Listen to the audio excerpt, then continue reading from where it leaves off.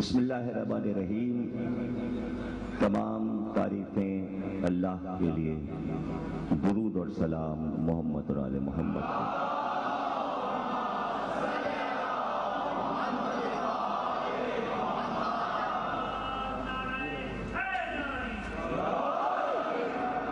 مجالس تفسیر قرآن کی 20ویں تقریب آپ حضرات سماعت فرما رہے ہیں۔ گویا آج ہم نے 2 عشرے تمام کیے، کل سے تیسرا عشرہ شروع ہوگا جس کا اختتام 29 رمضان کو ہوگا۔ عزائے مولائے کائنات کے سلسلے کی تیسری تقریر آپ حضرات سماعت فرما رہے ہیں۔ شہادت 21 کو جنازہ اٹھنا اور دفن مولا 21 رمضان کو پڑھتا ہوں۔ آج مجلس شب 21 پر ہی رکے گی اور ختم ہوگی۔ آپ کی معرفت، محبت علی، عشق علی نے مجھے مجبور کیا کہ میں کچھ ہستیوں سے خصوصی ملاقات آپ کی کرواؤں۔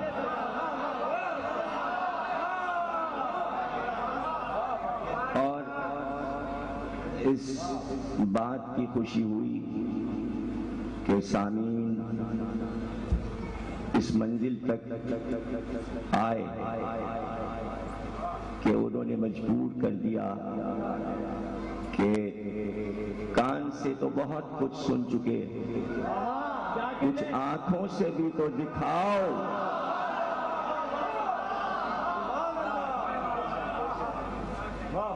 تو ہم نے سوچا کہ معرفتوں میں ہماری اور آپ کی اضافہ ہو۔ قرآن کی آیت ہے، زمین پر چلو پھرو اور سیر کرو، ہمارے عجائبات دیکھو۔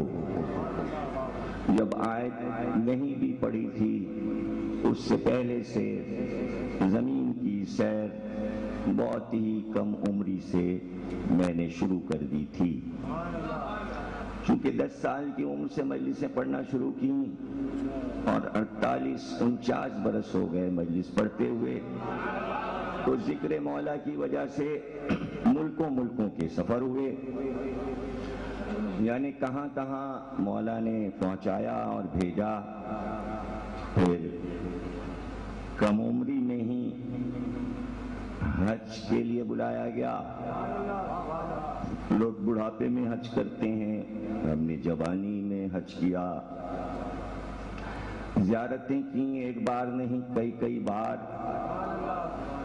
تجسس بڑھتا گیا، عشرے پڑھنے امریکہ کے مختلف اسٹیٹس میں گئے، یورپ کی تمام ریاستوں میں اسٹیٹس میں گئے، 12 انگلینڈ جانا ہوا، ترکی تک کا سفر کیا، اردن بھی گئے، شام بھی گئے، ایران بھی گئے، عراق بھی گئے، یونان بھی گئے، 2-4 ملک رہ گئے ہیں، وہاں سے بھی بلاوے ہیں مسلسل۔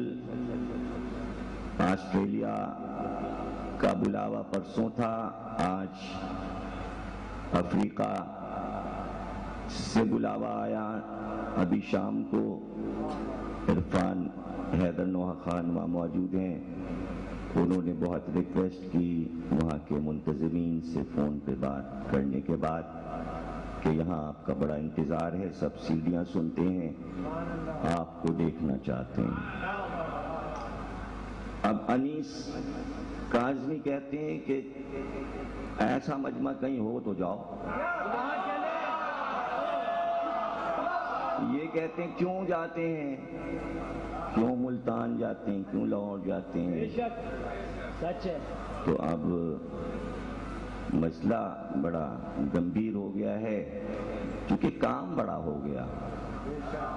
پھیل گیا ہے کام، اشاعت بھی ہیں، کتابیں بھی ہیں، مجالس بھی ہیں، پورے سال کی مجالس ہیں، کئی سو ایسے پروگرام ہیں جو مسلسل ہوتے ہیں، کچھ وہ ہیں جو ظاہر ہیں، پروگرام سامنے ہیں، اور کچھ ایسے ہیں جو دکھائی نہیں دیتے، اور وہ بھی ہو رہے ہیں، ضروری ہیں وہ کام بھی۔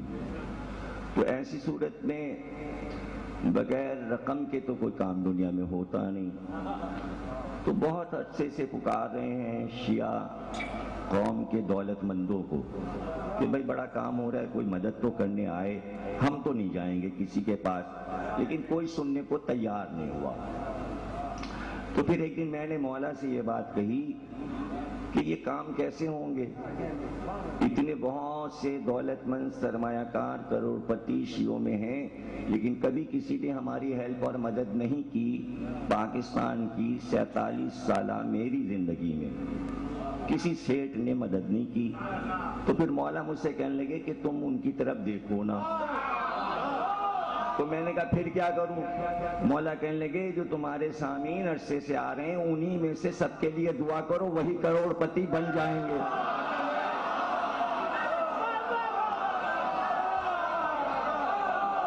باہر والوں کی ضرورت نہیں ہے۔ تو میں نے دعا کر دی، مولا سے کہا بھائی سب کو کروڑ پتی بنا دیجئے، جتنے سامعین ہمارے آ رہے ہیں سب کو بنا دیجئے۔ تو مولا نے ایک راز کی بات بتائی مجھے، کہنے کہ اس میں دو طرح کے لوگ ہیں، کچھ وہ ہیں جو کروڑ پتی بن کے غائب ہو جائیں گے اور تمہاری مدد نہیں کریں گے، اس میں سے چند ٹھہریں گے جن کو اپنے پیسے سے زیادہ تمہارے بیان سے محبت ہوگی۔ جانے کون یہ بات سمجھا اور کون نہیں سمجھا۔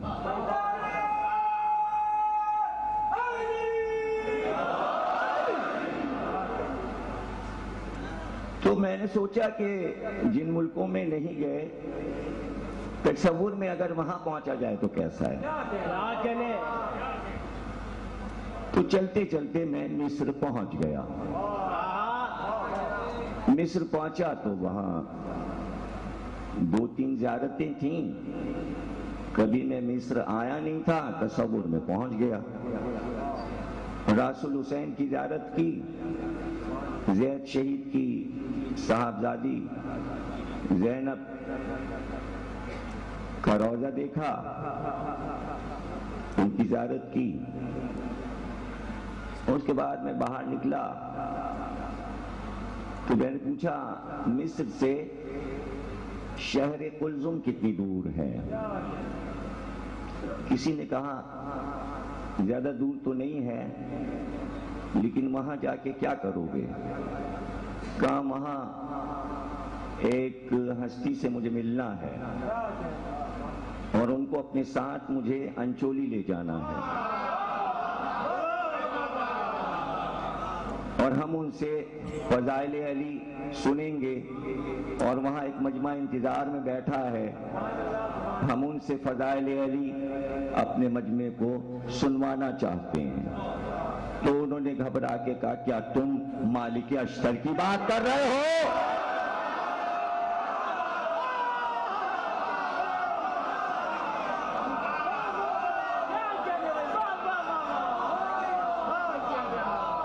جانے کیا سوچ کے گھر سے نکل رہے تھے، ابھی دروازے تک نہیں پہنچے تھے کہ میرے بیٹے حسین رضا نے مجھ سے کہا آج مالک اشتر پڑھ دو۔ میں نے کہا کیسے پڑھ دوں، یہ تو بڑا مشکل کام ہے۔ تو بڑا ان کا نہیں بھیا پڑھ دو، کہ تمہارے لیے کیا مشکل ہے؟ میں نے کہا بھائی بہت مشکل ہے۔ اب انہوں نے اتنا اصرار کیا دو تین بار، تو پھر اور شہریار صاحب نے بھی، اور بھی کئی لوگوں نے چلتے پھرتے کہ مالک اشتر، بھئی ڈر لگتا ہے مالک اشتر سے، اس لیے ڈر لگتا ہے کہ ان کی ہیبت موسیٰ کی ہیبت سے کم نہیں،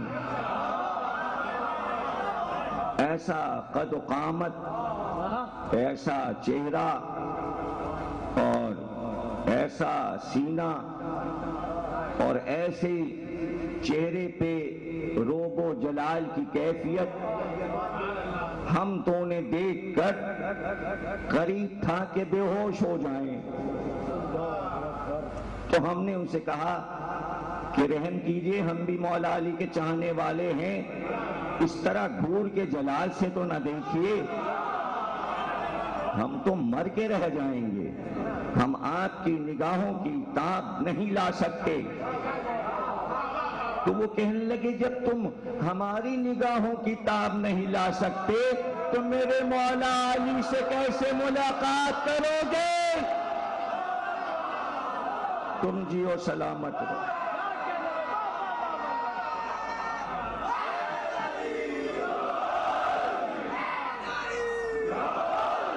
میں نے ان سے کہا کہ آپ چونکہ مولا علی کے بہت قریب رہے ہیں اور بے پناہ محبت مولا علی نے آپ سے کی ہے، اور مولا علی کا قول آپ کے لیے یہ ہے کہ مالک اشتر میرے لیے ایسے تھے جیسے میں رسول اللہ کے لیے، تو آپ کی عظمت کا تو زمانہ قائل ہے. پھر میں نے ان سے کہا کہ میں نے یہ بھی حدیث پڑھی ہے آپ کے بارے میں کہ اکثر مولا علی کہتے تھے کہ اگر میرے لشکر میں مالک اشتر جیسے دو ہوتے تو میں پوری دنیا کو فتح کر کے رکھ دیتا.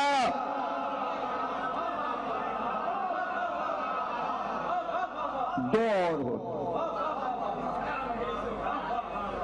تو وہ نگاہیں مالک اشتر کی جو مجھ پہ بجلیاں گرا رہی تھی، میں نے دو حدیثیں جو پڑھی تو ان کی پلکیں جھکی، مجھ کو ملی پناہ. میں نے کہا چلیں گے انچولی؟ انہوں نے کہا چلو.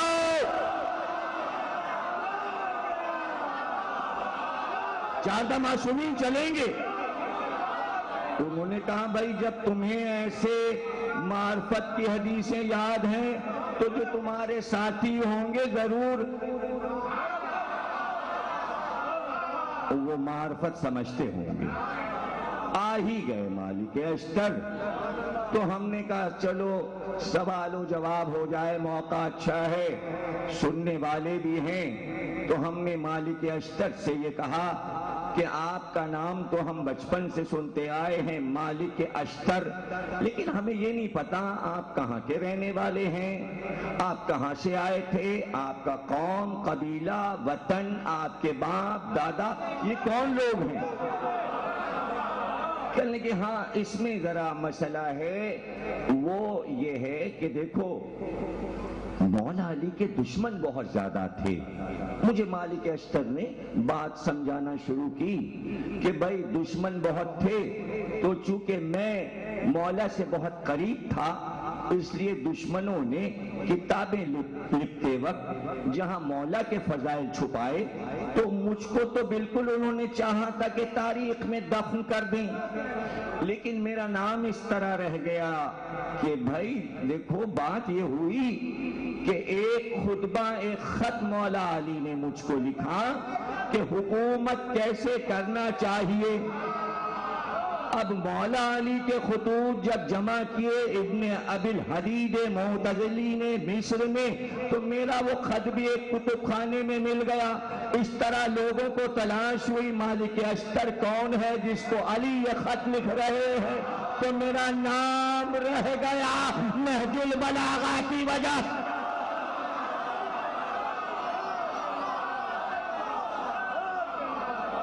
خدا آپ کو نظر بد سے بچائے. اب تو منٹوں میں کمپیوٹر کے ذریعے مجالس ایک ملک سے دوسرے ملک پہنچ جاتی ہیں. تو اس وقت آپ پروگرام پیش کر رہے ہیں ورلڈ کے سامنے، جہاں پاکستان کے ٹیلی ویژن علی کے فضائل گھٹانا چاہتے ہیں، وہاں آپ نے ایک ایسی محفل سجائی ہے کہ دشمن کے سینے پہ سانپ لوٹے گا.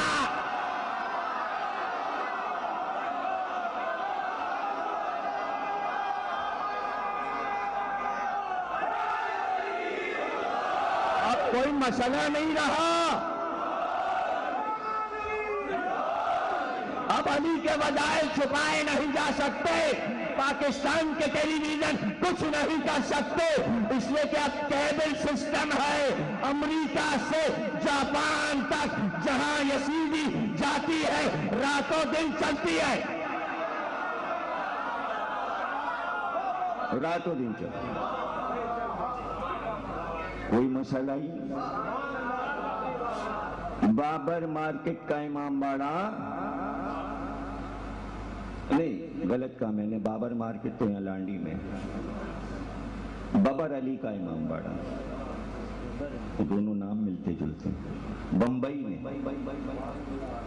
گیا ہوں،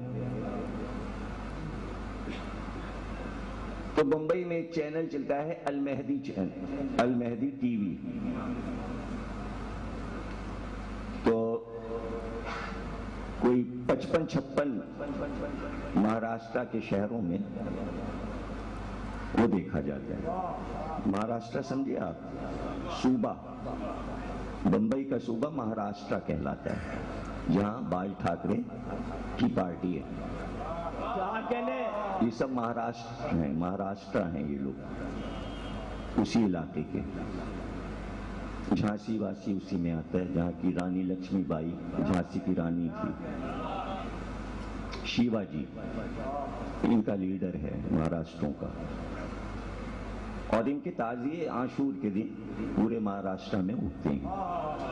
یہ لوگ ہم سے پہلے سے عزاداری کر رہے ہیں، اس لیے کہ مہاراشٹرا جو ہے وہ چونکہ گوالیار سے تعلق ہے، اور جناب شہربانو کی بہن وہاں بیائی تھی، یعنی جناب سید سجاد کی خالہ، تو جب واقع کربلا ہوا تھا تو اسی وقت پیغام پہنچ گیا تھا مہاراشٹرا، اور یہاں سید سجاد کی خالہ نے سوگ رکھوا دیا تھا، تو پورا مہاراشٹرا اس وقت سن 61 ہجری سے غم مناتا ہے، یعنی اس وقت شیعہ سنی تھے ہی نہیں، شیعہ جو تھے بیچارے وہ کربلا میں کٹ گئے تھے، سنی اگر کہیں بچ گئے تھے تو کوفے اوفے میں ہوں گے، مجھے نہیں معلوم، تو وہاں تازیہ داری کا کسے ہوش تھا، لیکن ہندوستان میں تازیہ داری، عزاداری، ماتم شروع ہو گیا، تو یہ کہتے ہیں ہم تو بہت قدیم زمانے سے تازیہ اٹھا رہے ہیں، یہ باج ٹھاکرے وغیرہ کی پارٹی کے مہاراشٹر۔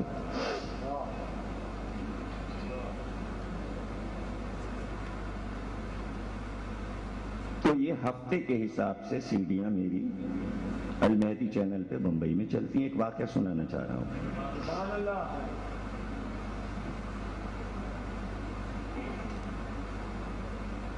تو سڑک پہ ٹی وی لگ جاتے ہیں اور سب شارع پہ بیٹھ کے دیکھ رہے ہوتے ہیں، 10:30 11 کے بعد پوری رات پھر مجلسیں چلتی ہیں،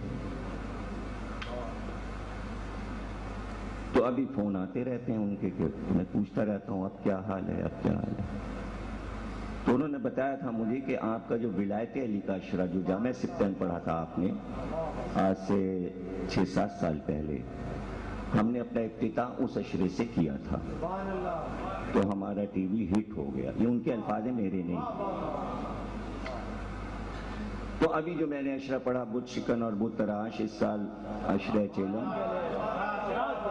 تو وہ تقریباً 3-4 مہینے سے محرم کے بعد سے اب تک وہ اشرہ ریپیٹ ہو رہا ہے وہاں فرمائش کے طور پر۔ تو جب پہلا فون ان کا آیا چیلم کے بعد تو میں نے پوچھا کہ یہ اشرہ جو بت شکن آپ تک پہنچا تو اب کیا حال ہے؟ انہوں نے کہا یہاں سڑک پہ دھمال ہو رہا ہے، یہ بھی انہی کے لفظ ہیں، میرے بھی انہی کے لفظ ہیں، ان کا نام ہے شاید مہدی نام ہے ان کا، کھوجیں، فون آتا ہے، میں نے انہیں نہیں دیکھا۔ تو ہمارے ایک دوست اور بھائی ہیں ارتضیٰ رضوی انچولی میں، وہ ہیں جدے میں بینک میں، تو وہ اتفاق سے بمبئی پہنچ گئے 17 سفر کو، تو ان کا ویزا تھا شاید پونے کا یا کسی اور شہر کا تھا جس دوست نے لگوایا تھا، بمبئی کا ویزا نہیں تھا، تو وہاں سے انہوں نے ایئرپورٹ سے فون کیا کہ میں یہاں پہنچ گیا ہوں بھائی، آپ کیا کروں، کہاں جاؤں؟ تو میں نے اسی ٹی وی کا پتہ انہیں بتا دیا کہ وہاں پہنچ جاؤ، وہاں ہماری مجلسیں ہیں۔ تو یہ پہنچ گئے تو 25 منٹ کے بعد فون آ گیا، میں پہنچ گیا ہوں اور بڑا اچھا استقبال ہو گیا ہے۔ اب مسئلہ یہ ہے کہ یہاں ٹھہریں کیسے؟ وہ کہہ رہے ہیں آپ کے اوپر تو پولیس کیس ہو جائے گا، بمبئی کا ویزا نہیں ہے آپ کے پاس۔ ارے میں نے کہا بھائی ہم بھی دعا کرتے ہیں، تم بھی دعا کرو، کیوں پھنس جاؤ؟ اب جب گئے ہو تو پھر وہاں کی عزاداری دیکھنے گئے ہو تو دیکھ کے آؤ۔ تو تھوڑی دیر کے بعد ان کا فون آیا، 1-1.5 گھنٹے کے بعد، تو انہوں نے یہ واقعہ بتایا کہ وہ سارے فوجی ڈر تو رہے تھے لیکن مجھے لے کے CID آفس پہنچ گئے اور آفیسر کے سامنے مجھے پیش کر دیا گیا۔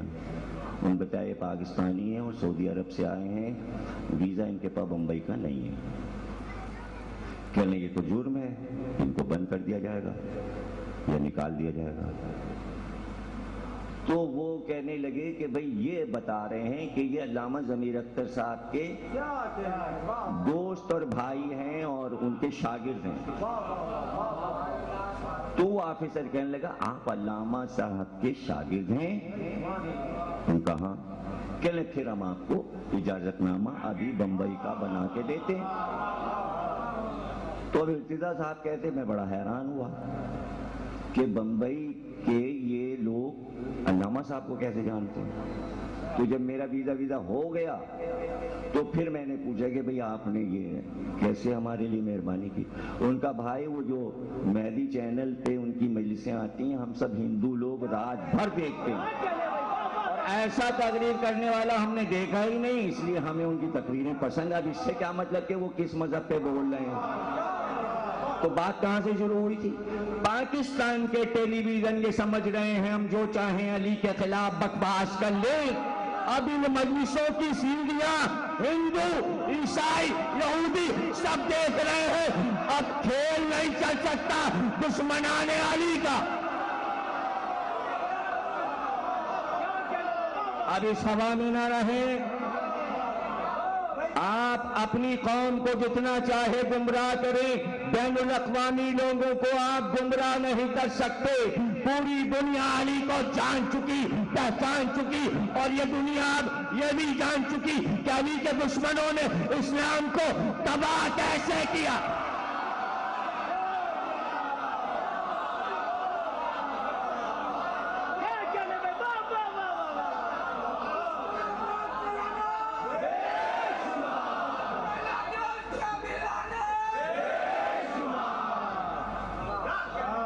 اس لیے ہم اپنے بچوں، اپنے جوانوں کو معرفت کی اس منزل پر لائے کہ وہ بیٹھے ہوئے مالک اشتر کی باتیں سن رہے ہیں۔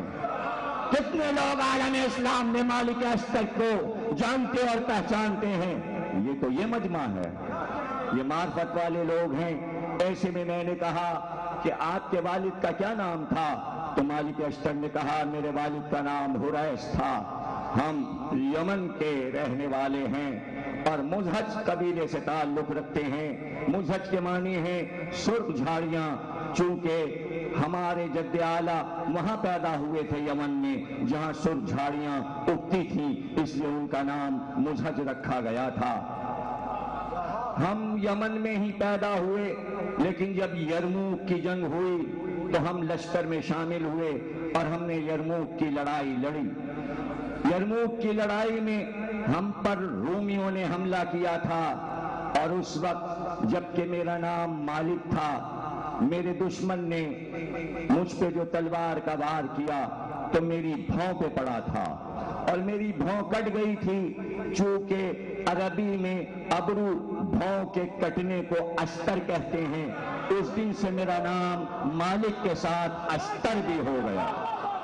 اب تم خود جانتے ہو کہ میں مالک اشتر کیوں مشہور ہوا؟ یوں سمجھ لو کہ اشتر میرا خطاب ہو گیا، ورنہ نام مالک ہے لیکن مشہور میں اشتر کے نام سے ہو گیا۔ چونکہ دشمن زیادہ تھے علی کے، اس لیے چاہنے والوں کا شجرہ کون لکھتا، حالات کون لکھتا، واقعات کون لکھتا؟ لیکن ہم لوگوں کو اس کی پرواہ نہیں تھی، ہم سب علی کے عشق میں ڈوبے ہوئے تھے۔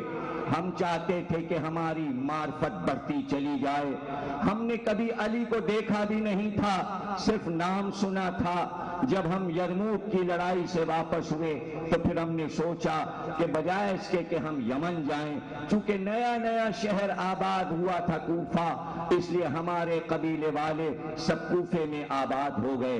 چونکہ میں سردار کا بیٹا تھا اس لیے پورے قبیلے نے مجھے سردار مان لیا اور میرے روب اور دبدبے کو سب تسلیم کرتے تھے۔ اور جب بھی کوفے میں کوئی حاکم آتا تھا اس وقت تک فیصلہ نہیں ہوتا تھا جب تک مجھ کو نہ بلایا جائے اور میرے قبیلے کی رائے نہ لی جائے۔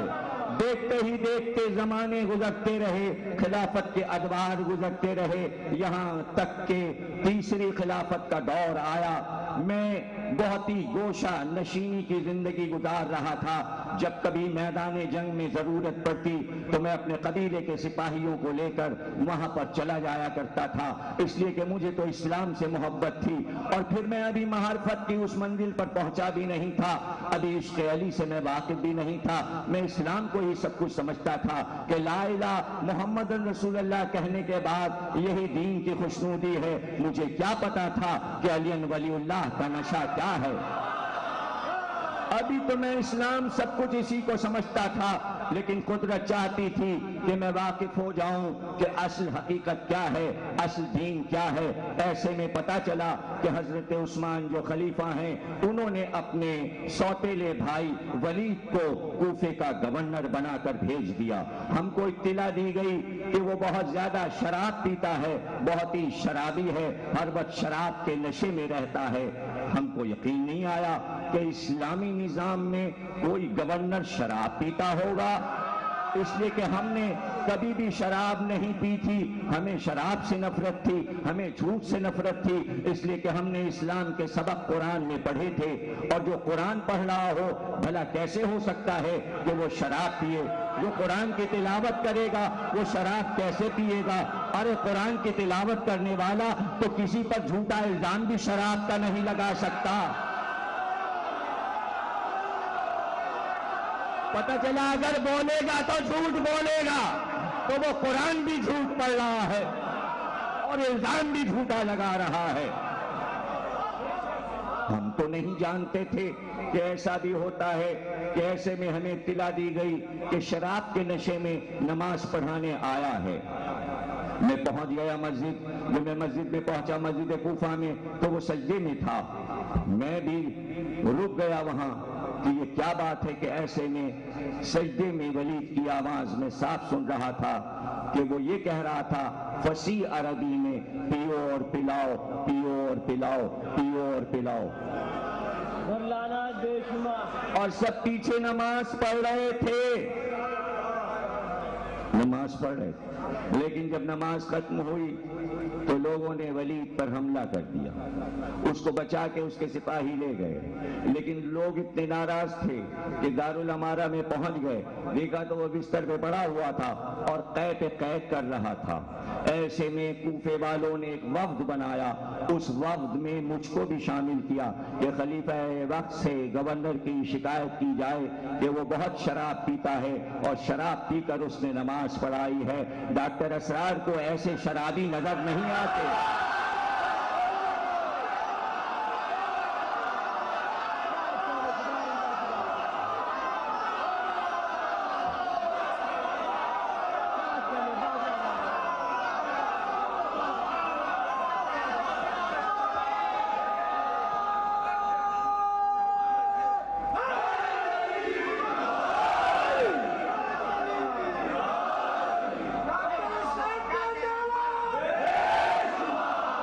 ہمارا وفد مدینے پہنچا، خلیفہ وقت سے ہم نے شکایت کی۔ خلیفہ وقت نے ہم سب کو بلا لیا اور بلانے کے بعد کہا کہ کیا ثبوت ہے تمہارے پاس کہ ولید نے شراب پی ہے؟ دو آدمی بولے کہ ہم دو گواہ ہیں، تو ہم تمہاری گواہی نہیں مانتے۔ ایک شخص نے کہا جب اس نے قے کی ہے تو ہم نے اس کی داڑھی کو نچوڑ کے کپڑے میں رکھ لیا تھا، اگر آپ شراب پہچانتے ہیں تو وہ کپڑا میں لا کے دکھاؤں۔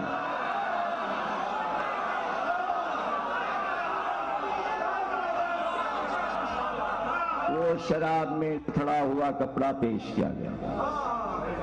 ظاہر ہے کہ اب شکایت مکمل تھی، ثبوت موجود تھا۔ مالک اشتر کہتے ہیں ہم وہاں سے نکل کر ہمارے لوگوں نے کہا جب مدینے آئے ہیں تو خلیفہ وقت سے تو ملاقات ہوئی، کیوں نہ مولا علی سے بھی ان کے دربار میں باریابی ہو اور ان کو بھی اصل حقیقت بتا دیں۔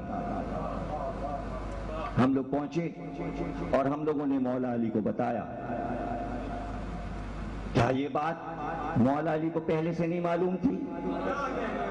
معلوم رہی ہوگی، لیکن کوفے کا ایک وفد علی کے پاس پہنچا ہے۔ اب قانونی جواز پیدا ہو گیا، یعنی عوام نے علی کو بتا دیا اب علی مالک اسلام ہے، خاموش نہیں بیٹھ سکتے تھے۔ علی کے دور میں جرم ہو اسلام کے نام پر یہ ہو نہیں سکتا۔ اس وقت کو لے کر اصرار پر ان کے علی دربار میں پہنچا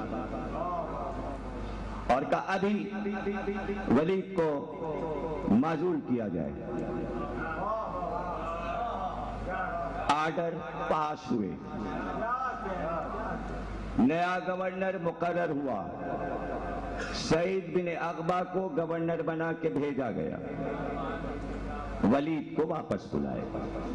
جس دن ولید آیا خلیفہ وقت نے خود پیغام بھیجا مولا علی کے پاس کہ آپ آ کر اس کو کوڑے لگائیں۔ مالک اشتر کہنے لگے ہم بھی بیٹھے جا کے دربار میں، اور اس دن ہم نے مولا علی کی ہیبت پہلی بار دیکھی۔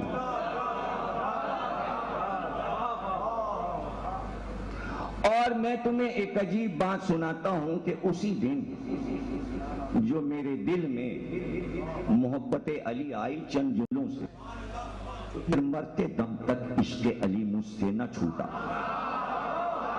ہوا یہ کہ جب ولید دربار میں مجرم کے طور پہ پیش کیا گیا تو میرے مولا علی نے کوڑا نکال کر اسے مارنا چاہا تو وہ بھاگا، اور اس نے مولا علی کو دربار اور محل کے صحن میں دوڑانا چاہا۔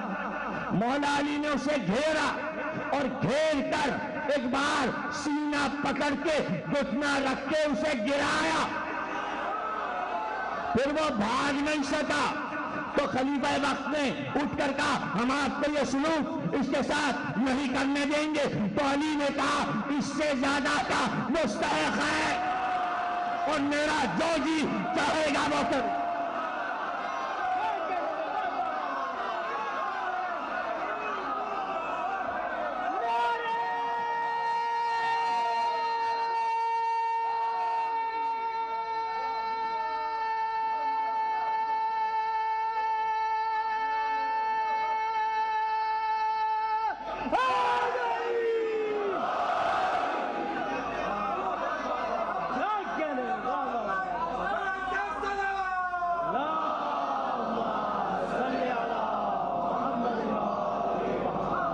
ایک بات بتا دیں آپ کو، یہ مالک اشتر کو آپ نے بلوا تو لیا ہے، لیکن یہ بتا دیں یہ وہ ہستی ہیں کہ ان کو کبھی کسی بڑے سے بڑے کام میں کبھی تھکاوٹ نہیں ہوئی۔ 17 راتیں انہوں نے بغیر کھائے پیے تلوار چلائی ہے جنگ صفین میں اور تھکے نہیں۔ اب مجھ میں تو اتنی طاقت نہیں کہ میں ذکر مالک اشتر کروں، مجھے نہیں پتا آپ میں کتنی طاقت ہے، اور موضوع چھوٹا سا ہے نہیں، بات ہے ساری ہمت کی، اور پھر شب شہادت بھی ہے۔ کہنے لگے مالک اشتر کہ میں سوچنے لگا باہر نکل کے کہ یہ مسلمان پاگل تو نہیں، خلیفہ وقت جسے ہونا چاہیے تھا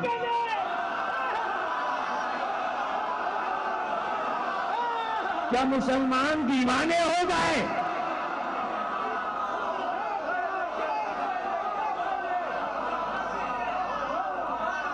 جو صحیح اسلام لیے بیٹھے ہیں وہ گوشہ نشین ہیں۔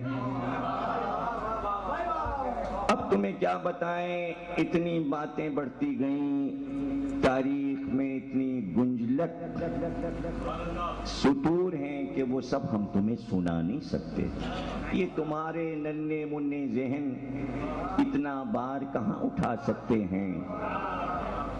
حدیث تو چھوٹی سی ہوتی ہے، تاریخ تو اتنی بڑی ہوتی ہے۔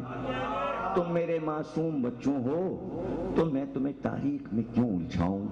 بس عجیب معاملات ہوتے چلے گئے اور بگڑتے چلے گئے، اور ہر جگہ سے، ہر صوبے سے گورنر کے شکایتیں آنے لگیں۔ کہیں کا گورنر مال کھا گیا، کہیں کے گورنر نے زمینیں ہڑپ کر لی، کہیں کے گورنر نے یہ کیا یہ کیا یہ کیا یہ کیا، یہاں تک کہ وفود آتے گئے، مدینہ بھرتا گیا، ہم بھی نہ گئے۔ ہمارے ساتھ بڑا سلوک ہوا، کبھی ہمیں معاویہ کے پاس بھیجا گیا، کبھی ہمیں خالد بن ولید کے بیٹے عبد الرحمن کے پاس بھیجا گیا، ان کو کوڑے لگاؤ، ان کو مارو، یہ شکایتیں کر رہے ہیں، یہ کرے وہ کر رہے ہیں۔ لیکن میں گھوم پھر کے جائیں حلب گیا، کہیں بھی گیا، میں مدینے پھر آ گیا واپس، اس لیے کہ مسئلے درپیش تھے۔ اور میں یقین کرو، میں یہ نہیں چاہتا تھا کہ حضرت عثمان کو قتل کیا جائے، میں اس حق میں نہیں تھا، اس لیے کہ اس وقت مجھے معرفت علی پوری تو ہوئی نہیں تھی، میں سمجھتا تھا یہی خلیفہ وقت ہیں، میں نہیں مارنا چاہتا تھا ان کو، نہ میں چاہتا تھا کہ وہ قتل کیے جائیں۔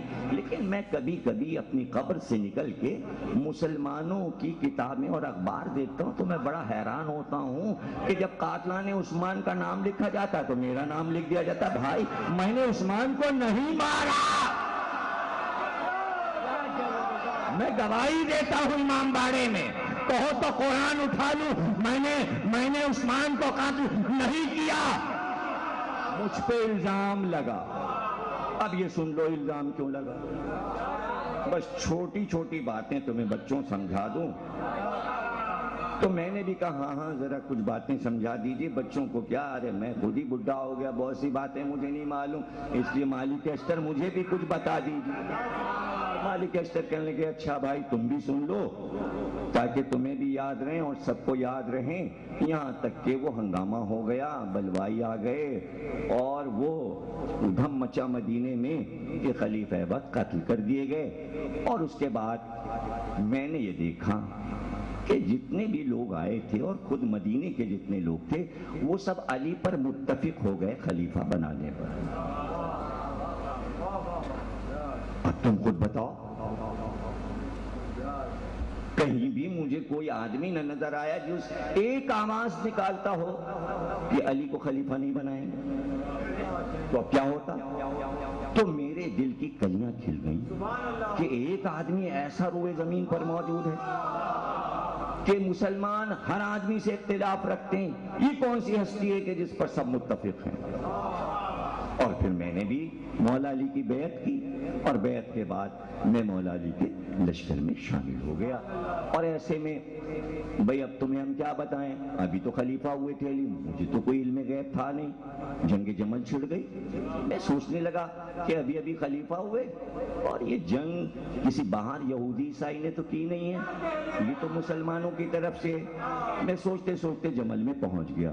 جب میں جمل میں پہنچا تو چونکہ میں مدینے میں زبیر کو بھی دیکھ چکا تھا، طلحہ کو بھی دیکھ چکا تھا، جب میں وہاں پہنچا جمل میں، اور پھر دیکھو یہ کہ کوفے ہو کے گیا، چونکہ میں کوفے کے رہنے والا تھا تو کوفے اس لیے جانا پڑا مجھے جمل سے پہلے کہ دارالامارہ میں چونکہ امام حسن علیہ السلام جو کہ ہمارے شہزادے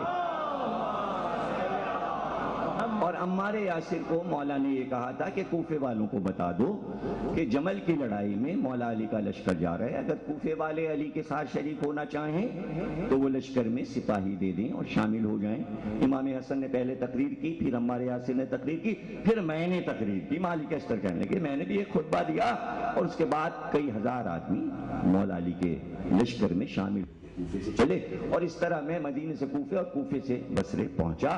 اور جمل کی لڑائی میں جب میں وہاں پہنچا تو مجھے پتا چلا کہ بھائی وہ زبیر جن سے میں مل چکا تھا اور جنہوں نے مولا علی کی بیعت بھی کی تھی، اور جو رسول اللہ کے پھوپھیزاد بھائی بھی تھے اور حضرت علی کے بھی پھوپھیزاد بھائی تھے، ان کا بیٹا عبداللہ ابن زبیر جو تھا وہ لشکر کی سرداری کر رہا تھا۔ اللہ اکبر۔ تو میں نے چہرہ پہچانا، اس لیے کہ عبداللہ ابن زبیر نے ہی حضرت عثمان کو قتل کروایا تھا۔ طلحہ اور زبیر حضرت عثمان کے قتل میں شامل تھے، تو میں نے مدینے میں یہ عہد کیا تھا کہ جنہوں نے حضرت عثمان کو قتل کیا ہے پروردگار کبھی نہ کبھی ان سے مد بھیڑ ہو جائے۔ تو ہو گئی، لڑائی چھڑ گئی۔ ایسے میں جو لڑائی چھڑی تو میں نے حملہ کر دیا عبداللہ ابن زبیر پہ، اور میں نے گھوڑے سے ان کو کھینچ دیا، اور کھینچ کے میں نے ان کو پکڑ کے وہ زمین پہ گرے، میں ان پہ چڑھ بیٹھا، میں نے اپنا گھٹنا ان کے سینے پہ رکھ دیا اور تلوار ان کے گلے پہ رکھ دی۔ تو عجیب بات تمہیں بتائیں، کیا کہنے؟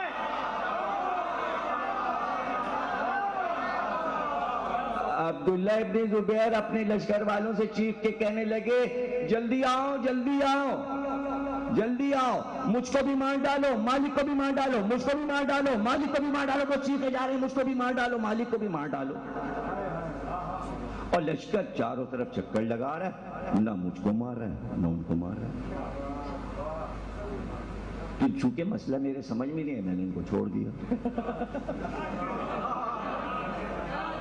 اب تم سمجھو گے کہ ایسے ہی چھوڑ دیا؟ نہیں، میں نے یہ تھوڑی کیا کہ میں ایسے ہی چھوڑ کے ہٹ جاتا، ورنہ فوراً وہ مجھ پہ وار کر دیتے۔ میں جلدی سے ہٹا، اور میں نے ہٹنے کے بعد ان کی ٹانگ پکڑی اور گھسیٹتا ہوا لے گیا اور خندق میں پھینک دیا۔ تو جو خندقیں کھودی تھی اس میں پھینک دیا میں نے۔ اس کے بعد وہ جو لوگ چکر لگا رہے تھے ان کے لشکر کے، میں نے ان سے پوچھا کہ بھئی عبداللہ ابن زبیر کیا پکار رہے تھے کہ مالک کو مار ڈالو، مالک کو مار ڈالو؟ کہنے ہیں وہ دراصل یہ چاہتے تھے کہ خود بھی مر جائیں اور آپ بھی مر جائیں۔ یہ تو میں نے آپ کا چہرہ دیکھا تب پتہ چلا کہ آپ کون ہیں، آپ تو اشتر ہیں۔ تو مالک اشتر کہنے میں اس دن اس لیے بچ گیا کہ مالک میرا نام کوئی جانتا ہی نہیں تھا، میں اشتر کے نام سے مشہور تھا۔ عبداللہ ابن زبیر اگر کہتے اشتر کو مار ڈالو تو سب مجھے مار ڈالے، وہ مالک کہتے رہے تو لوگ سمجھے ہی نہیں کون مالک کون مالک۔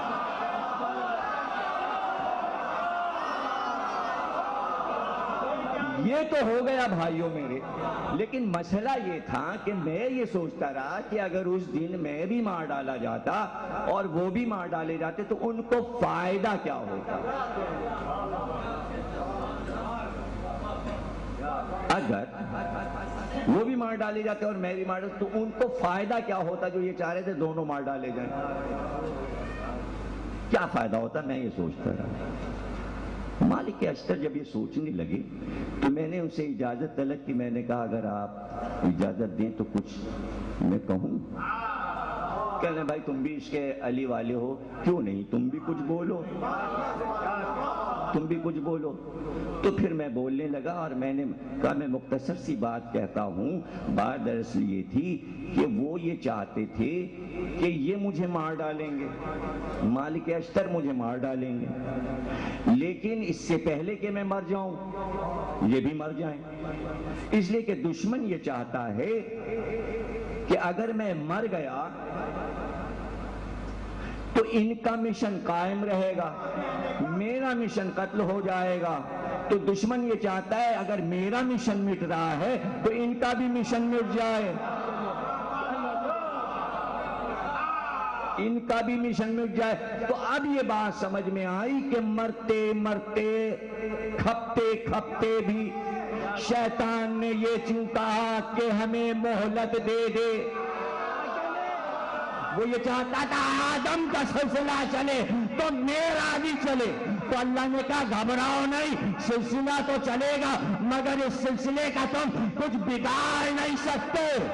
اگر اللہ کو خطرہ ہوتا کہ میرا سلسلہ تباہ ہو جائے گا تو نہ معاویہ کو پیدا کرتا نہ یزید.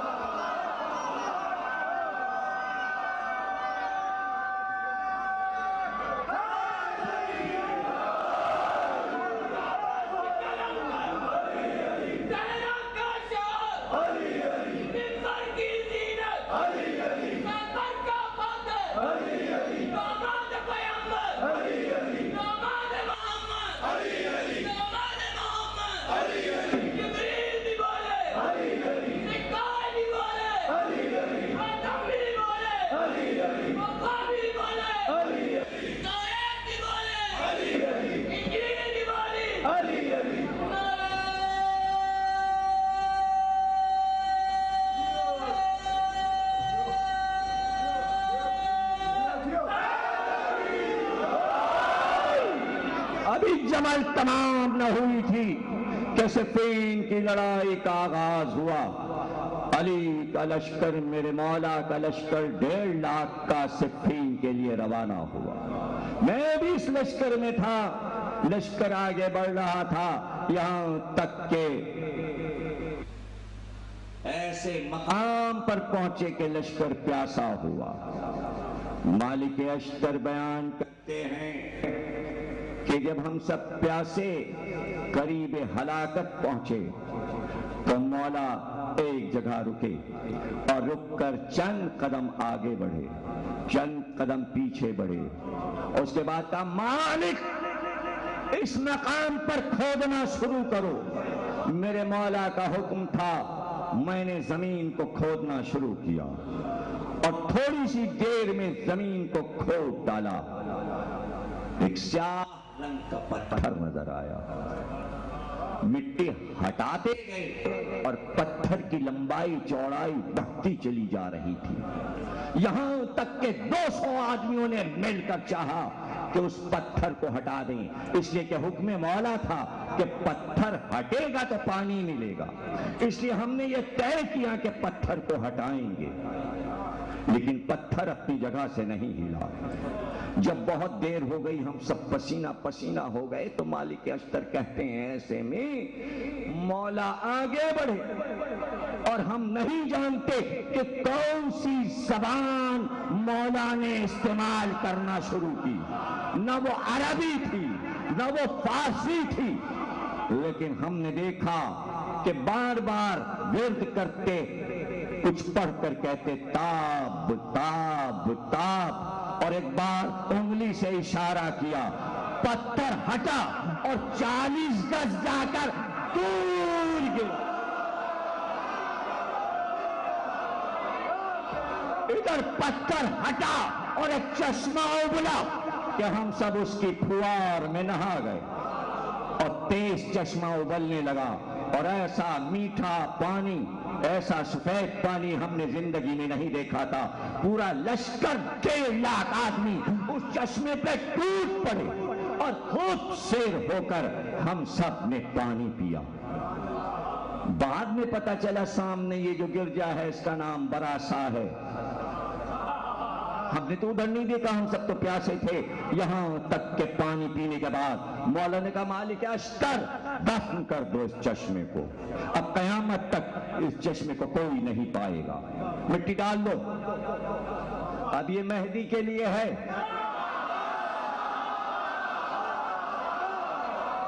وہ آئے گا، ٹھوکر مارے گا، چشمہ پھر ابل پڑے گا. بند کر دو. پتھر اسی طرح رکھ دو. مٹی ڈال دی گئی. لشکر چلا. جب لشکر آگے بڑھا ایک بار علی نے کہا لشکر پھر واپس ہو. لشکر پھر واپس ہوا. جب لشکر پھر واپس آیا علی نے کہا مالک اب وہ جگہ تو تلاش کرو، چشمہ کہاں سے نکلا تھا.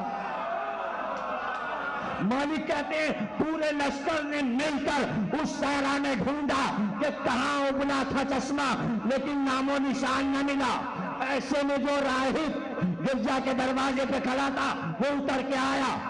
مالک اشتر کہتے ہیں وہ میرے پاس آیا اور اس نے آ کر کہا یہ بتاؤ تمہارے ساتھ جو یہ تمہارے رہنما ہیں یہ کوئی نبی ہے، یہ کوئی پیغمبر ہے؟ مالک اشتر کہتے ہیں میں نے پوچھا تو نے کیسے سمجھا کہ یہ پیغمبر ہیں؟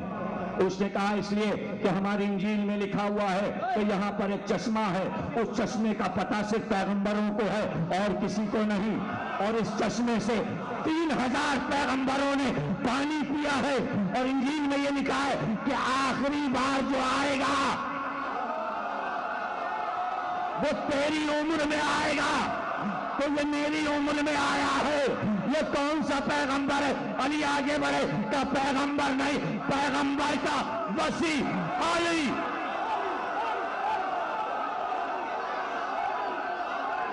سلامت رہو۔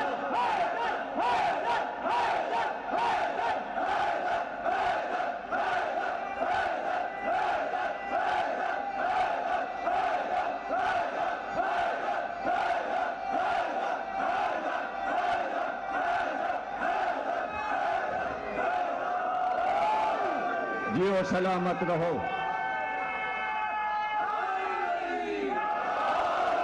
خدا نظر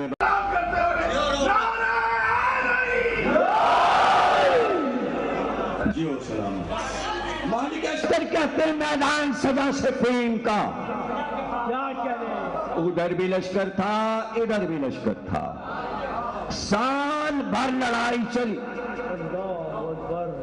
میں حکم علی سے لشکر کا سپہسالار تھا۔ میں جب صفین کے میدان میں پہنچا تو میرا مولا اس وقت 62 سال کی عمر تک پہنچ چکا تھا، لیکن مولا میں دیکھتا تھا کہ شان وہی ہے، شان وہی۔ لیکن ایک دن اتفاق سے میں اپنے مولا کے خیمے میں چلا گیا۔ اس وقت گیا جو مولا کے کھانا کھانے کا وقت تھا۔ میں نے دیکھا تو مولا نے ایک رومال کھول کے ایک جو کی روٹی نکالی، اس کے 4 ٹکڑے کیے اور ایک ٹکڑا چھوٹا سا لے کے پانی میں بھگو کے کھا لیا۔ دوسرے دن بھی دیکھا، تیسرے دن بھی دیکھا تو میں پریشان ہو گیا۔ دیکھو تم لوگ عشق تو کرتے ہو نا علی سے، اگر تم خود دیکھتے اپنی آنکھ سے تو تمہارا کیا عالم ہوتا؟ تم افطاری کرتے ہو، سحری کرتے ہو، دل بھر کے کھانا کھاتے ہو، تو تمہیں غذا اور نعمتوں کا پتہ ہے۔ اگر تم وہاں ہوتے تو کیا کرتے؟ تمہیں عشق ہے نا علی سے۔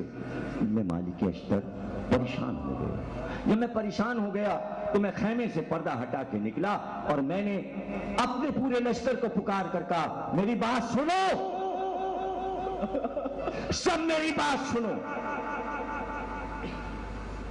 اگر مولا علی کی غذا اتنی رہ گئی، میرے بھائیوں یہ بتاؤ پھر ہم کیسے جنگ کریں گے، ہم کیسے لڑیں گے؟ اس لیے کہ مولا علی کی طاقت ہی نہ رہے گی تو ہم کو کون لڑائے گا؟ خدا کے لیے تم سب جاؤ باری باری اور علی سے کہو، میرے مولا سے کہو اپنی غذا بڑھائیں۔ جب میری تقریر ختم ہوئی میرے دوست، تو مجھ کو نہیں معلوم کہ آواز میرے مولا تک میری پہنچ رہی تھی۔ جب میری تقریر ختم ہوئی پردے کو ہٹا کر میرا مولا خیمے سے برآمد ہوا، میں سمجھا آفتاب طلوع ہوا، میں سمجھا آفتاب طلوع ہوا، اور ایک بار میرے مولا نے نیزے کو پکڑ کے زمین پہ گاڑا اور اس کے بعد پورے لشکر سے کہا سنو، تم نے مالک اشتر کی تقریر سن لی، اب چند جملے میرے سنو میرے لشکر والوں، اور یہ کہہ کر مالک اشتر کو مخاطب کیا کہ سنو 62 سال کی عمر میں ابو طالب کے بیٹے سے پورا عرب مل کر اکیلے لڑنے آئے تو علی پاتے رہے گا، اکیلے۔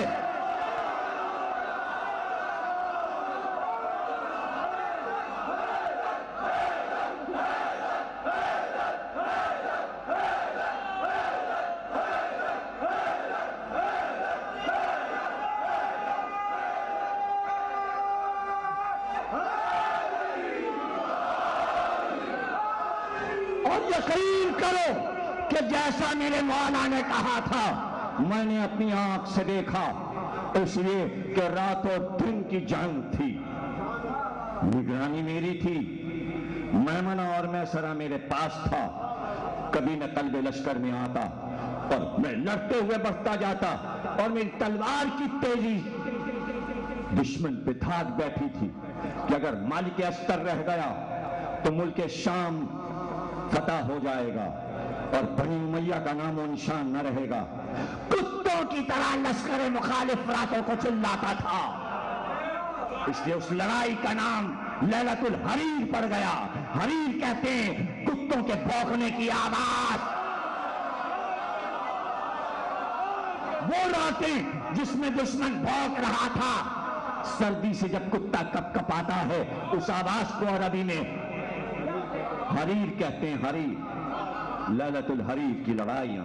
دشمن چیخ رہا تھا، سردی پڑ رہی تھی، میری تلوار چل رہی تھی، ابھی میں تلوار چلاتے آگے بڑھ رہا تھا، میں نے دیکھا میرے مولا نے آ کر میسرے کو سنبھال لیا۔ جب میں نے دیکھا مولا آ گئے تو میں میمنہ کی طرف بڑھا، میسرے کی طرف علی بڑھ رہے تھے، لیکن اس طرح علی بڑھ رہے تھے کہ مجھ سے قربت رکھ کے چل رہے تھے۔ یہ نہیں چاہتے تھے کہ فاصلہ ہو جائے، بلکہ کاٹتے چھاٹتے ہوئے آگے بڑھ رہے تھے۔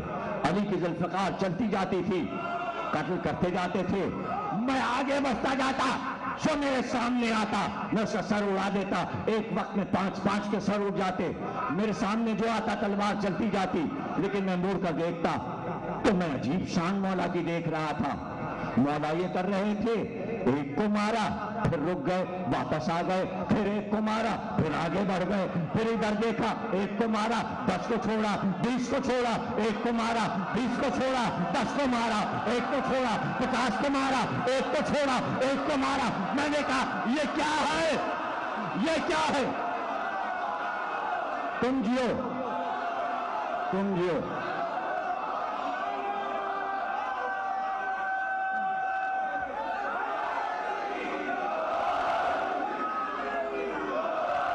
ایسے میں مولا سے کچھ قریب ہوا اور مڑ کر میں نے مولا سے کہا، مولا حد ادب، دیکھیے تو میں نے لاشوں کا ڈھیر لگا دیا۔ کہا مالک مڑ کے دیکھنے کی ضرورت نہیں ہے، مجھے پتا ہے تم نے لاشوں کا ڈھیر لگا دیا۔ اور کہا مولا آپ کی طرف تو لاشیں کم ہیں، آپ رک رک کے کیوں لڑ رہے ہیں؟ لیکن علی تلوار چلاتے جاتے تھے اور جواب دیتے جاتے تھے۔ کہا مالک تم تو اندھے بن کر مار رہے ہو، میں شجرے دیکھ کر مار رہا ہوں۔ جس کی نسل میں مومن آنے والا اس کو چھوڑ دیا، جہاں کفر ہے اسے مار۔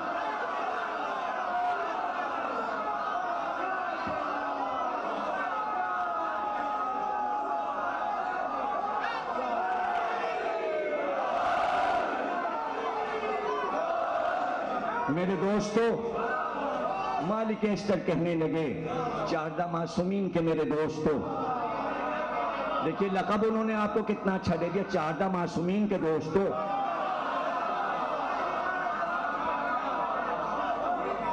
کہنے لگے اب بتاؤ میری معرفت کس منزل پر آ گئی، معرفت کس منزل پر آ گئی۔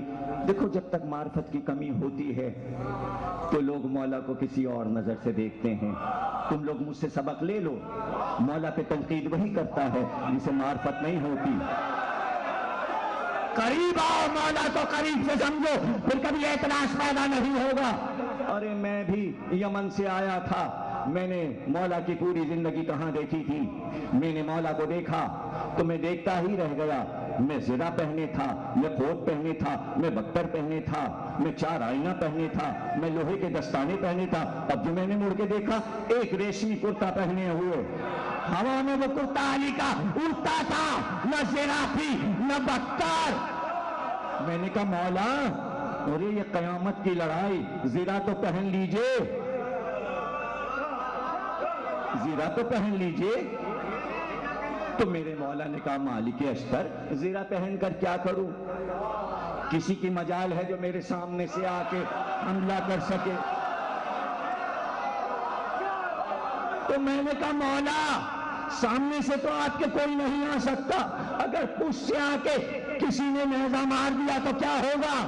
تو اس دن کے لیے اللہ مجھے زندہ نہ رکھے کہ جب پشت سے کوئی آ جائے علی جملہ سن لو، علی جیسے سامنے دیکھتا ہے ویسے ہی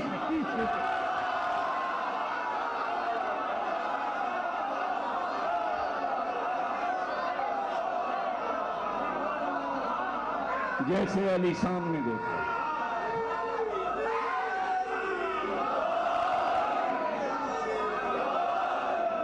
ویسے ہی علی پیچھے دیکھتا.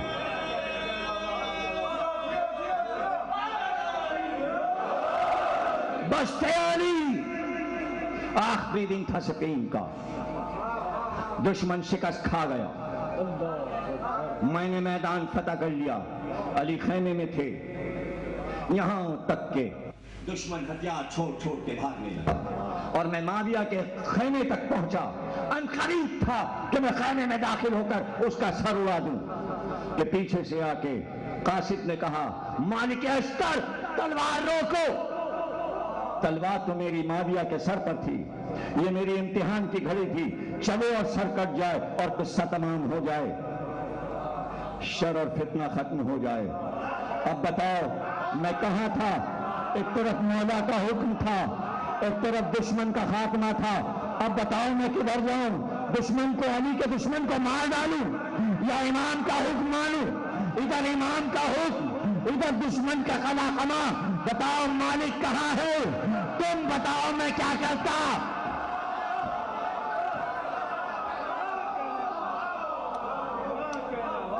میں نے کہا چند لمحے، فتح قریب ہے، مجھے نہ روکا جائے. تمہیں معلوم ہے کیا ہوا تھا خیمے میں؟ خیمے میں یہ ہوا تھا، ہم تو لڑنے میں لگے. عمر یاس سے معاویہ نے کہا تھا مجھے بچاؤ ورنہ لشکر کا خاتمہ ہو جائے گا. عمر یاس عیار تھا مکار، اس نے کہا نیزوں پر قرآن چڑھا دو اور علی سے پکار کے کہو ہمارے تمہارے درمیان قرآن ہے اور قرآن پر فیصلہ کر لیں. علی کا لشکر بگڑ جائے گا قرآن دیکھ کر، سب قرآن کا احترام کریں گے. ایسے میں معاویہ نے کہا قرآن کہاں سے آئیں گے؟ کہ قرآن کی کیا ضرورت ہے؟ اینٹیں جزدان میں کپڑوں میں باندھ کر اس کو قرآن کہہ دو.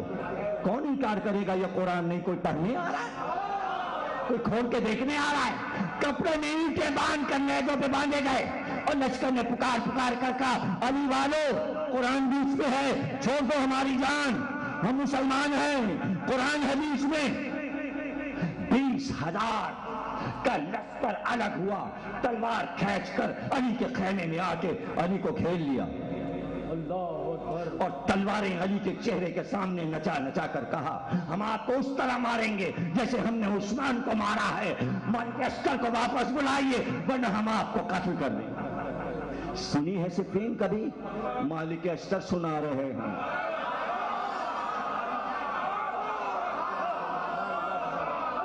چشمدید ہے بھائی. تم بتاؤ میں کیا کرتا؟ میں نے سوچا کہ تلوار اگر روک لی لوگ کہیں گے مالک نے فتح ہوتے ہوتے علی کے ساتھ غداری کی. لیکن میں نے سوچا امام کی خوشنودی، امام کے حکم کے خلاف کیا تو میری آخرت خراب ہو جائے گی. دنیا نہیں ملتی تو نہ ملے، میرا امام تو راضی رہے، میرا امام راضی رہے، میرا امام بلا رہا ہے، جا کے تو دیکھوں کیا ہوا. میں نے تلوار روکی لیکن سپاہیوں سے کہا لڑتے رہنا جب تک میں دوبارہ نہ آ جاؤں. وہ لڑتے ہوئے آگے بڑھ رہے تھے، میں واپس آیا اور علی کے خیمے میں آیا. تم سوچ سکتے ہو میں نے کیا منظر دیکھا؟ مالک اشتر کا چہرہ تو دیکھو، اس لیے کہ اس لمحے کو ان کی آنکھوں نے محفوظ کیا. تم سن سکو گے؟ ذرا دل مضبوط کرو. پھر مالک اشتر کے یہ جملے سنو. مالک کہتے ہیں میں خیمے میں آیا تو میں نے 20,000 آدمی دیکھے جن کی لمبی داڑھیاں تھیں، پیشانیاں سجدے سے سیاہ ہو رہی تھیں. میں ان کو پہچان گیا یہ کون تھے. یہ کون تھے جو علی کو قتل کر دینے پہ تیار تھے، جن کو معاویہ نے رشوت بھیجی تھی کہ جاؤ علی کو قتل کر دو. یہ قرآن کو نہیں مانتے. لڑائی تو رک گئی. وہ لوگ پہچانے گئے. تاریخ نے ان لمبی داڑھی اور سجدے کے نشان والوں کو تاریخ نے کہا خارجی تھے، اور یہ جو سپین سے نکلے تو بغل میں قرآن لٹکا کے تبلیغ کرتے ہوئے نکلے. پہچان گئے، پہچان گئے.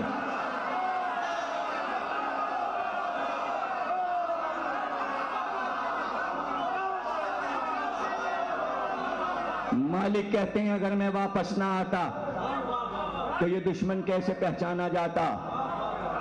جانے میرے مولا پہ کیا حملہ کر دیتے اور کہا جاتا بلوے میں سب کچھ ہو گیا.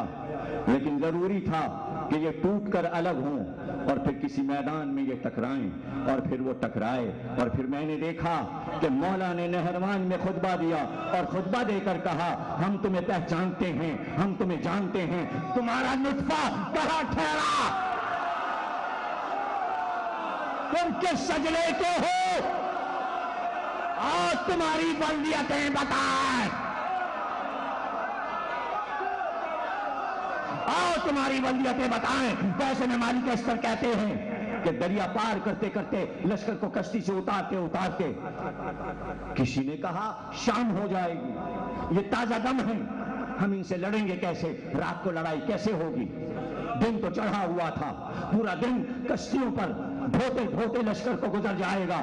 علی نے کہا مالک مالک ابھی سورج چڑھے گا کہ لشکر پار اتر جائے گا، لشکر ابھی ڈوبے گا نہیں کہ علی فتح پائے گا. لڑائی ہوگی، لڑائی ہوگی، تلوار چلے گی، فتح ہوگی. مالک اسکر کہتے ہیں یہ کہہ کر علی آئے، خطبہ دیا اور خطبہ دے کر کہا گھبرانا نہیں، یہ 13,000 ہیں، ان 13,000 میں سے کل 13 بچیں گے، ہمارے لشکر سے 13 مارے جائیں گے، جو ان کے مارے جائیں گے ان کے نام یہ ہے، یہ ہے، یہ ہے، ان کی بندیتیں یہ ہے، یہ ہے، یہ ہے. مالک اسکر کہتے ہیں یہ کہہ کر علی نے تلوار کھینچی اور میں بھی علی کے ساتھ تھا. سورج نہیں ڈوبا تھا کہ لڑائی ختم ہو گئی، میدان میں لاشیں ہی لاشیں، لاشیں ہی لاشیں، لاشیں ہی لاشیں. اور پھر ہم نے دیکھا کچھ لوگ بھاگ رہے تھے. علی نے کہا انہیں پکڑو جو بھاگ رہے ہیں. سب مارے گئے. علی نے کہا گنو کتنے ہیں؟ مالک اسکر کہتے میں نے گنا 13 آدمی تھے. 13 آدمی. اچھا نام پوچھو. نام پوچھا گیا. ان کی بلدیتیں پوچھو، قبیلہ پوچھو. عبداللہ ابن عباس کہتے ہیں میں حیران ہو گیا، میں نے تو نام لکھ لیے تھے، میں نے تو بلدیتیں لکھ لی تھیں، میں نے تو قبیلے لکھ لیے تھے، سب کچھ صحیح بتایا انہوں نے. پھر مولا نے کہا ہمارے جو مارے گئے ہیں یہ 12-13 آدمی، ان کی لاشیں لاؤ. دیکھو جو نام میں نے بتائے تھے وہی مارے گئے نا.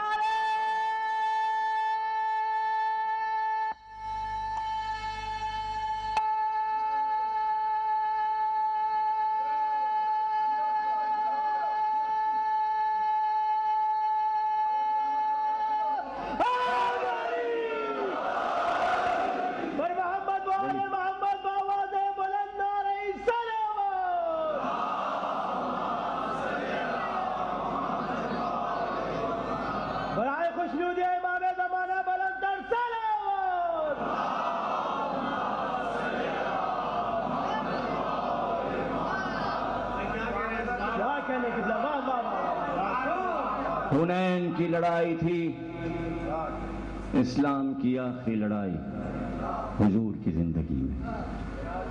لڑائی ختم ہوئی، سارے مسلمان آئے مال غنیمت لینے. رسول اللہ نے مال غنیمت تقسیم کرنا شروع کیا. جھگڑے شروع ہوئے، اس کو زیادہ دیا ہمیں کم دیا، اس کو زیادہ دیا. ایسے میں ایک شخص آ کر رسول اللہ سے بدتمیزی کرنے لگا. مکے والوں کو آپ نے اتنا کیوں دیا اور ہمیں کیوں نہیں دیا؟ رسول اللہ نے چہرہ اٹھا کر اسے سر سے پیر تک دیکھا، سر سے پیر تک دیکھا۔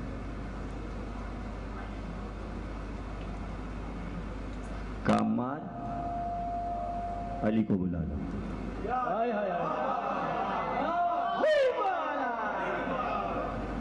مولا ہے، کالی درس کے آستین کو کھولو، بازو تک اس کی آستین ہٹاؤ۔ اب جو آستین ہٹی تو سب نے عجائب دیکھا، عجیب سے عجیب تر۔ ایک تھیلی نما الگ سے جیسے گائے کا تھن ایک ٹکڑا لٹکا ہوا تھا۔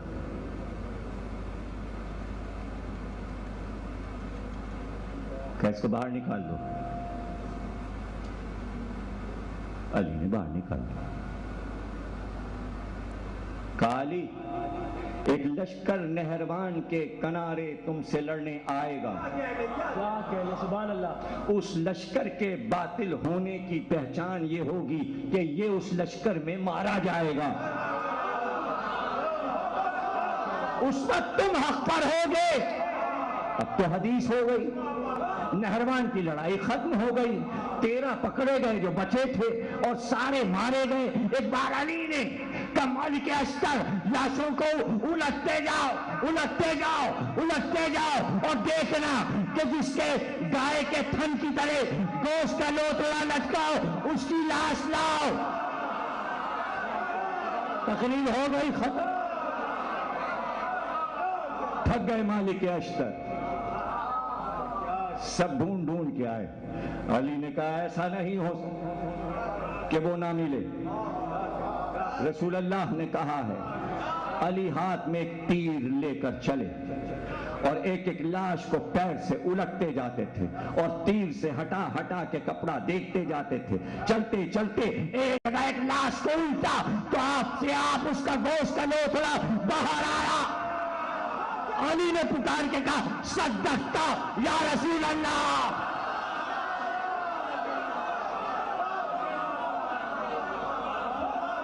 سچ فرمایا رسول اللہ نے۔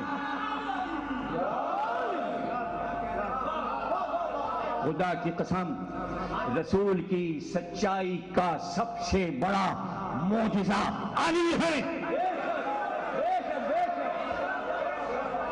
جگہ جگہ علی نے رسول اللہ کی پیشین گوئیوں کو بیان کر کے صداقت رسول پر علی ولی اللہ کی مہریں لگاتے گئے۔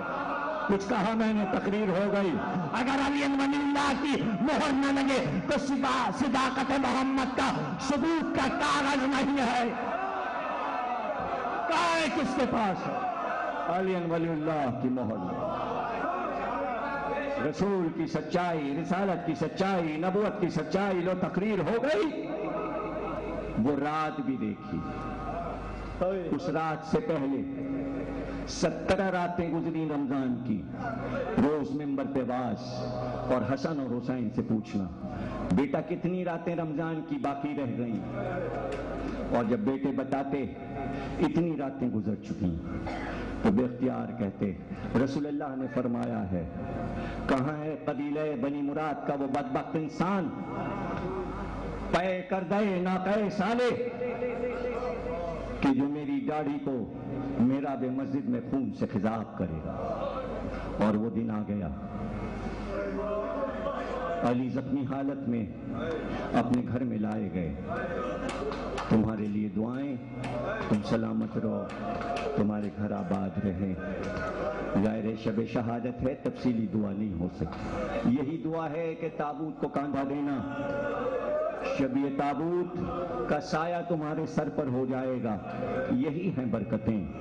ہم تو انہی چیزوں سے برکتیں لیتے ہیں، اور صدیاں گزر گئیں، ہماری نسلیں انہی چیزوں کا احترام کرتی ہیں، اسی سے سب کچھ ہمیں ملا ہے۔ یہی عزت آج، یہی عزائے مولا۔ 19 کا دن گزر گیا، 20 کا دن بھی گزر گیا، 20 کا دن گزر گیا، شام آئی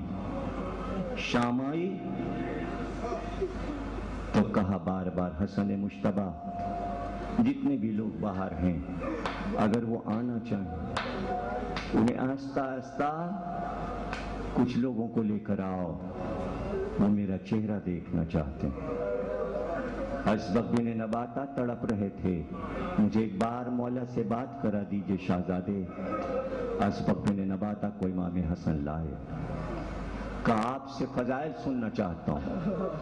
کہا اسبق بن نباتہ اس وقت بھی علی تمہیں اپنے فضائل سنائے گا۔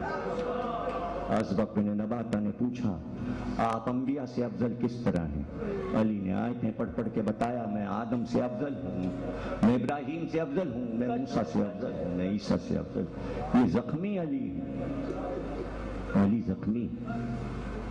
کچھ دیر کے بعد رات کافی ہو چکی تھی، کانوں میں رونے کی آواز آئی۔ کہا حسن مشتبہ یہ باہر کون روتا ہے؟ کہ 3 دن سے قمبر ڈیوڑی سے لپٹے ہوئے، کہ قمبر کو بلاؤ، بیٹا حسن قمبر کو بلاؤ۔ قمبر آئے، سر سے پیر تک قمبر کو دیکھا، کہ قمبر میرے بعد میری محبت میں حجاج بن یوسف تیرے جسم کے ٹکڑے ٹکڑے کرے گا، کیا حال ہوگا تیرا؟ کیا حال ہوگا تیرا؟ کہ مولا 70 بار مار کے اور پھر جلایا جائے اور خاک کو ہوا میں اڑا دیا جائے اور پھر جلایا جائے اور یہ کہا جائے محبت علی چھوڑ دو، قمبر کبھی محبت علی نہیں چھوڑ سکتے۔ رو رہے ہیں ڈاڑے مار کے، کیا عشق کیا ہے ان لوگوں نے علی سے، کیا محبتیں کی ہیں، اور ہمیں سبق دے گئے کہ معرفت کی محبت کیا ہے۔ بیٹوں کو آواز دی، سارے بیٹے آئے، حسن مشتبہ کو پہلو میں بٹھایا، سارے بیٹوں کے ہاتھ حسن کے ہاتھ میں دے کا احترام کرنا، یہ تمہارا بڑا بھائی بھی ہے، تمہارا امام بھی ہے، میں نے اپنا جانشین، اپنا امام، اپنا خلیفہ بنایا، ہمیشہ ان کی اطاعت کرنا۔ ایک بھائی نے ادب کے ساتھ مولا کو سلامی دی، علی کے سب بیٹے الگ ہٹے، ایسے میں بھیگتی رات میں کسی بیوی کے رونے کی آواز آئی، چوک کر کہنے لگے زینب یہ تو گھر میں کوئی روتا ہے، کون ہے؟ زینب نے ادب سے کہا مادر گرامی ام البنین رو رہی ہیں، کا بلاؤ ام البنین کو علی کے پاس لاؤ۔ بالوں کو بکھرائے ہوئے، سر پہ خاک پڑی ہوئی ام البنین آئی، کہا ام البنین ابھی میں زندہ ہوں، رونے کا کیا سبب؟ کہا میرے والی، میرے سرتاج، میرے وارث، سب بیٹوں کو آپ نے حسن مشتبہ کے حوالے کیا، میرے عباس سے کیا خطا ہوئی؟ کہ ٹھہر جاؤ البنین، حسین کو بلاؤ۔ حسین آئے، پہلے نے حسین کو بٹھایا، کہا میرے بیٹے عباس کو بلاؤ۔ عباس آئے، عباس کا ہاتھ لے کر حسین کے ہاتھ پہ دیا، کہا عباس خیال رکھنا یہ تمہارا امام ہے، اس کی حفاظت کرنا۔ یہ منظر جو دیکھا تو ام البنین چپ ہو گئی، لیکن زینب کی آنکھ سے آنسو آئے۔ ایک بار کہا زینب میرا علم لا، علم آیا کہ زینب علم سجا، زینب نے علم سجایا کہ یہ اپنے ہاتھ سے عباس کو عطا کرو. زینب آگے بڑھی, علم عباس کو دیا.